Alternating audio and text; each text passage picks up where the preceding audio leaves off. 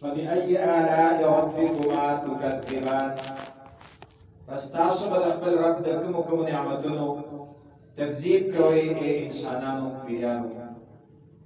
ومن دونهما او سوا د دوالو بابونو جنتان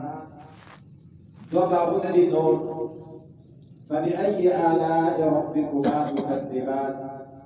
فاستاسو بدخل رب دکمو کمو نعمتونو تکذیب کوي ناشکری وکوي مدهامتان تکشنا پشان د توروالی فبأي آلاء ربكما تكذبان فاستاسو خپل رب وکمو کوم نعمتونو تکذیب کوي ناشکری وکوي مدهامتان څه راځو هغه خبرې نشه تکشنا د زیات شینوالي نه چې تور ښکاري تور رنګ او دا کثرت د ګڼوالي طرف ته اشاره ده بابونه به دومره ګڼ وي تکش نه وي چې د زیات شینوالي نه به تور ښکاري فیهما په دې بابونو کې عینانې دوه چینې دي نضاختان راخوږېدونکي فبأي آلاء ربكما تكذبان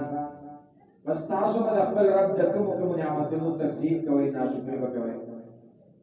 فيهما بدي بابونه کی فاکهة النویدی ونخل تجردی ورمان او انار فبأي آلاء ربكما تكذبان فاستاسو د خپل رب د کوم نعمتونو تکذیب کوي ناشکری وکوي سره د دومره کثرت او عظمت د نعمتونو دین مخی آیتونه دي ولمن خاف مقام ربه جنتان د مقربین خاص متقیان مومنانو د پاره د دوه بابونو ذکر شوی او بیا د هغه مختلف صفات د هغه بابونو ذکر شوی د هغه په اخر کې وفرمایل هل جزاء الاحسان الا الاحسان یعنی د خاص مقربین د پاره چې کوم د دې دوه بابونو کوم صفات ذکر شول د هغه تفصیل ذکر شول چونکه د دغه خلقو عمل خیسته او خپل نو چې څنګه د دې عمل خیسته او خپل او دغه ځان کې دوی لپاره بدله هم بهتر پکار دو خیسته بدله پکار ده دغه حضراتو چونکه همیشه د نیک اعمالو پابندو د الله جل شانو خوف په دې باندې همیشه غالب وو ولمن خاف مقام ربه جنتان الته خبر ذکر شوی و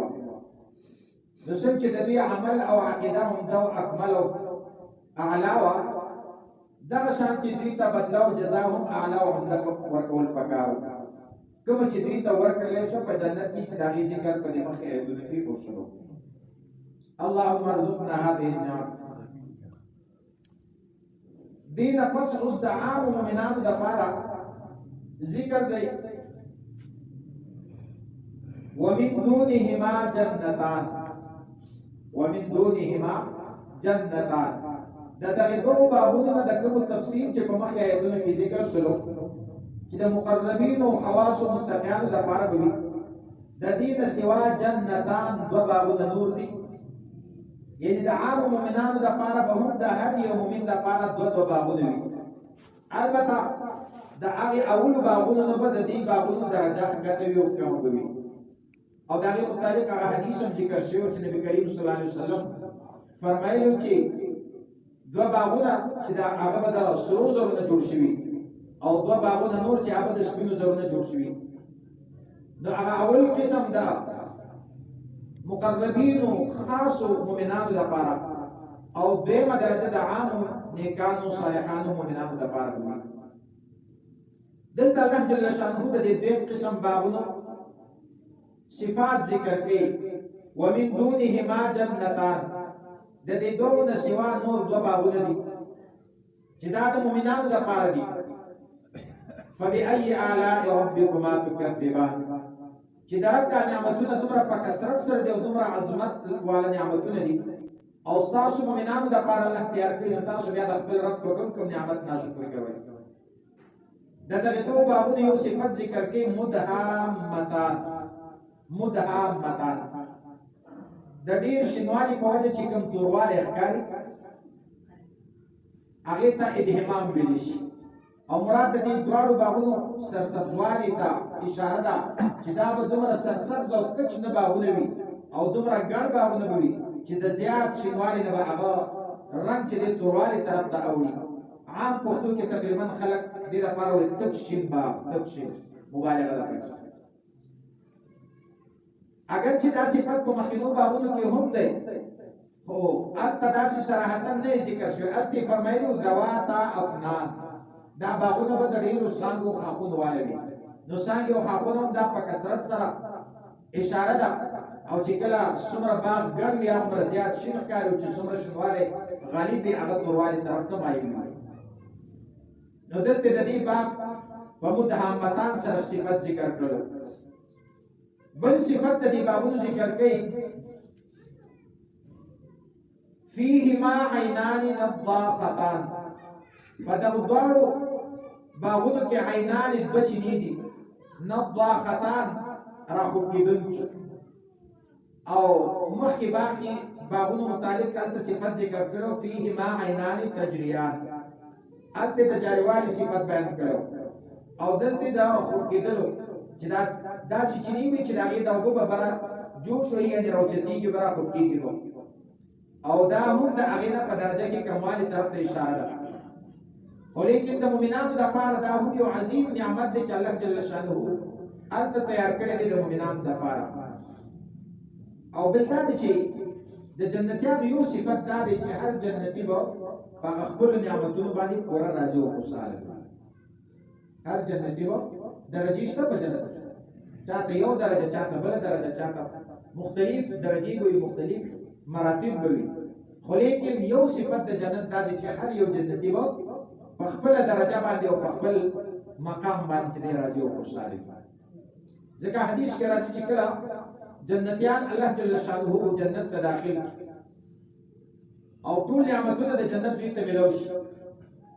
نو الله جل شانه ورته اعلان وکړي چې تاسو نور څه غواړئ چې زه درکړم نو دا ټول جنتیان به دا درخواست پیش کړي چې الله تا موږ ته هر څه راکړي دي عرض به وکړي چې څه قسمه نعمتونه دي هغه موږ ته ملو دي هر قسمه نعمتونه کاغه د لباس دي کاغه د رهایش دي کاغه د خوراک سکاک دي کاغه د اطمینان او د سکون دي هغه ټول نعمتونه موږ ته ملو شوي دي بلکې دغه نعمتونو ذکر وکړي چې الله تاسو موږ شکلونه ښایسته کړل تاسو موږ مخونه منور او روښانه کړل موږ ته د باغونو او جنتونو او میوې راکړلې موږ ته د حورې راکړلې دا ټول نعمتونه به ذکر کړي مزید موږ نور څه وغواړي الله موږ سره هر څه موجود دي نو دې حدیث نه معلومیږي چې جنتیان به هر جنتي به په خپل جنت باندې راضي او خوشحاله وي دا غي نه پس الله پاک ورته فرمایي چې یو بل نعمت دی چې هغه ته اوس تاسو ته درکوم هغه نعمت به د خپل ملاقات او د رضا چې الله به د خپل رضا اعلان وکړي او خپل ملاقات دیدار وکړه جنتیانو ته نو دا به داسې نعمت وي چې هغه د ټولو نعمتونو په مقابل کې به دا ډېر اعلی وي هغه نور نعمتونه به بیا ډېر کم ښکار شي الله دې موږ سره شروع شي